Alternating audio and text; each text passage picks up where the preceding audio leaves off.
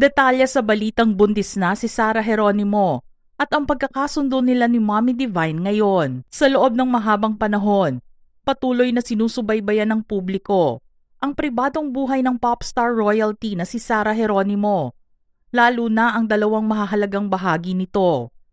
Una ang pakikipag-ayos sa kanyang pamilya at pangalawa ang kanilang pangarap na bumuo ng sariling pamilya ni Matteo Guidicelli.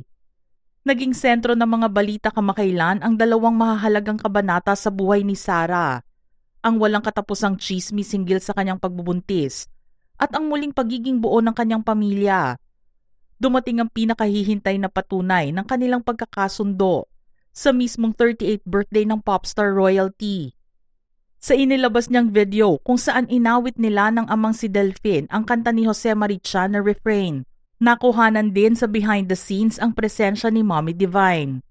Ang simpleng yakap at halik sa pisngi ni Sarah at ang kanyang ina ay sapat ng simbolo na nagkaroon na muli ng pagpapatawad at pagmamahal sa kanilang pamilya.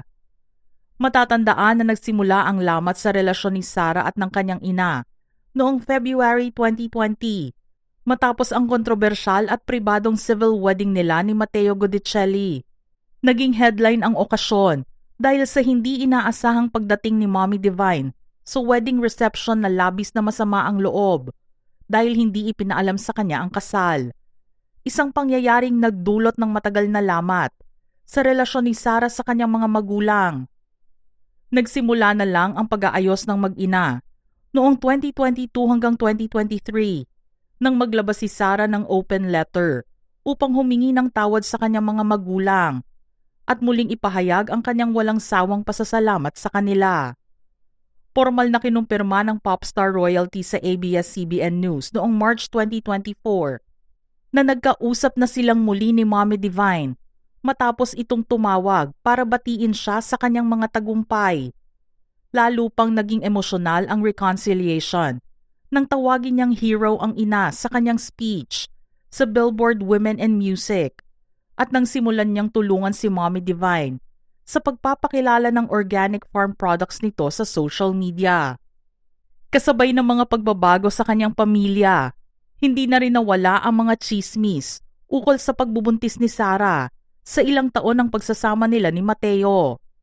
Lalo pang umingay ang mga haka-haka nang bigla siyang umatras sa ilang malalaking proyekto tulad ng last-minute absence niya sa Aurora Music Festival nitong May 2026, isang bagay na kadalasang iniuugnay ng publiko sa kalusugan o pagbubuntis. Mabilis na binibigyang kahulugan ng mga netizen ang bawat kilos ng mag-asawa sa social media, mula sa kasuotan ni Sarah hanggang sa mga birthday message na natatanggap nito. Lalo pang naging mabilis ang hula ng mga tagahanga nang mag-post si Matteo sa recent 38th birthday ng singer at sabihing ang darating na taon ang best year ever. Bagamat mataas ang ekspektasyon ng publiko, wala pa ring opisyal na kumpirmasyon mula sa dalawa. Ilang beses nang nilinaw ni Sarah at Matteo na bagamat pangarap nilang magkaroon ng anak, mas nais nilang ibahagi ang mga ganitong personal na balita sa sarili nilang panahon. Muli kasing umingay ang usap-usapan sa social media nang mag-viral ang video ni Sarah habang pababa ng hagdan kasama si Matteo. Agad na napansin ng mga netizen ang kanyang loose clothing at ang pag-alalay sa kanya ng asawa. Kaya marami ang naghinalang nasa 2 hanggang 3 buwan na siyang buntis.